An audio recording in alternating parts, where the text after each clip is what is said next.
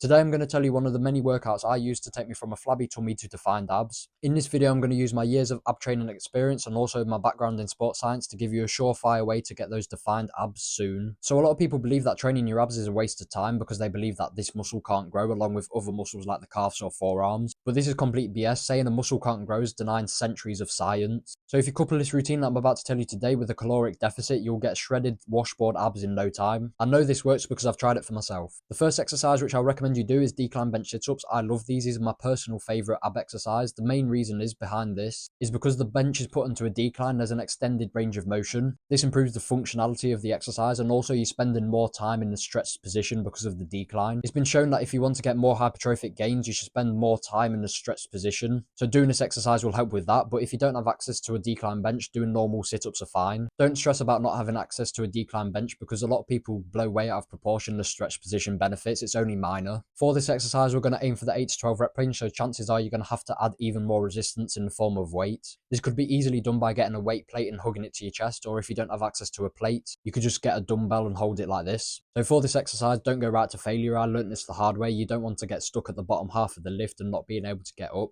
Getting out from this position is so awkward and it's very embarrassing. So the following few exercises will be bodyweight exercises. I know these get a bad rap on the internet because you see them in the 6-minute six-pack routines, which are clearly BS. You're going to need a lot more than just a 6-minute routine to see a lot of gains. But I still think they have their place. Here's why. Countless studies demonstrate that hypertrophy is equal in the 5 to 30 rep range. The only thing that matters is that you go close to failure. And also when it comes to the abdominal muscles, indirect evidence suggests that they benefit from even higher reps due to their different composition compared to different muscles. But that's a whole separate video in itself. So a good way of structuring these bodyweight exercises is as follows. So for a total of 3 bodyweight exercises, you should target these different regions of the core. In no particular order, one exercise should target the lower abs by lifting the legs up. The next exercise should target the upper abs by focusing on upper body movement. And the final one should target on twisting motions to target the obliques. Yes, I believe you should train your obliques. I know a lot of people think that you shouldn't. This is because they say that it'll add to the width of your core and basically ruin your V-taper. The people who tell you this are basically like the girls who say, oh, I don't want to lift because I don't want to get too bulky.